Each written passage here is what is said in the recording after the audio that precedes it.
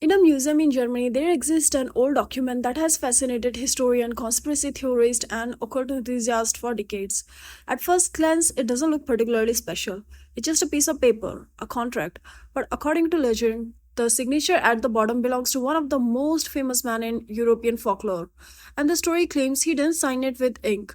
He signed it with his own blood.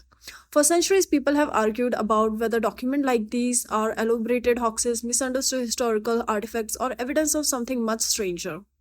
But what's truly fascinating isn't whether the devil ever appeared to anyone. It's why so many intelligent people throughout history believed he did. Because the idea of selling your soul didn't begin as a horror story.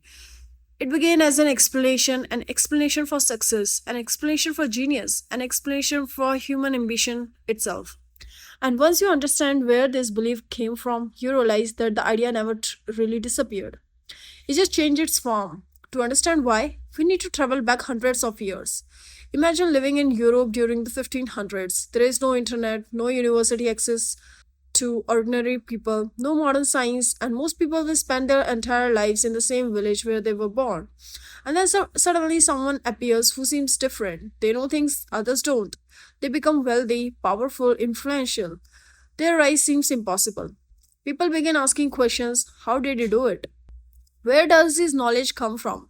Why did fortune seem to follow him everywhere? Today we might state talent and networking, education, timing, or luck. But centuries ago, many people reached a different conclusion. A deal had been made. One of the earliest and most famous example is the legend of Johann Georg Faust, a real person who lived in Germany during the late 1400s and early 1500s. Faust was a wandering scholar, astrologer, alchemist, and self proclaimed magician. Historical records confirmed he exists. But after his death, stories about him began to grow and grow and grow. According to the legends, Faust became dissatisfied with ordinary knowledge. He wanted more power, more wisdom, more answers. Eventually, the stories claimed he summoned a demonic entity named Mephistopheles and entered into a contract. In exchange for knowledge and supernatural abilities, Faust would surrender his soul after a fixed number of years. Now, here's the important detail. Historians do not believe this literally happened, but the legend became so powerful that it spread throughout Europe and inspired books, plays, eventually, one of the most influential works in literature, called Faust. And that's where things become interesting. Because when scholars analyze these stories, they often arrive at the same conclusion. The devil wasn't always the main character, human desire was. Think about it. Almost every soul selling story follows the same pattern. A person wants something desperately, like success, love, power, talent, revenge. And the devil simply offers a shortcut. And that shortcut is what audiences feared. Not the horn, not the fire, the shortcut. Because shortcut comes with cost. Some story it involves demons, in others spirits, in other mysterious supernatural beings. The structure remains nearly identical. You gain something extraordinary, you lose something essential. This idea became essentially common whenever society encountered individuals whose abilities seemed impossible to explain.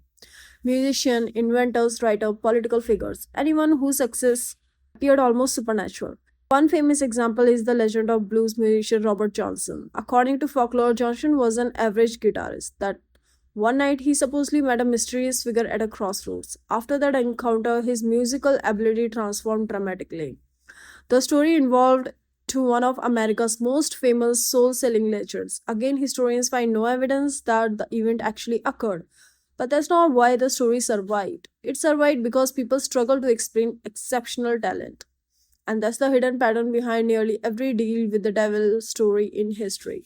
Human beings are uncomfortable with unexplained excellence. When someone rises too fast, knows too much, achieves too much, people start searching for hidden explanation.